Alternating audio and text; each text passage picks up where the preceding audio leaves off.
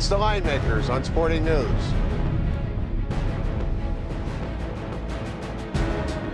Welcome to the Line Makers on Sporting News. I'm Micah Roberts with Rick Herron.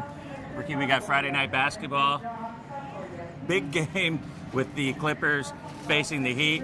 But the Clippers aren't coming in hitting all cylinders right now, and they're not taking a lot of heat because the Lakers are kind of stealing the pages in L.A., so they're kind of quietly playing poorly, aren't they? Yeah, they are, Micah, but, a lot of injury concerns. And, you said, big game and a lot of big question marks. Chris Paul targeting this weekend for his return. You'd think he'd want to go. Blake Griffin missed the last 3 or so.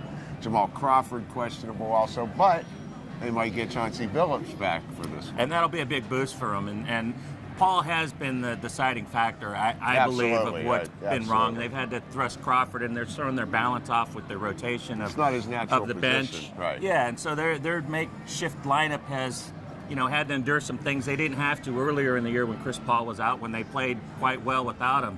But Billups coming back, they can use that leadership here. But the thing with the Heat, even though they're struggling, they've not covered 5 of their last 7 home games.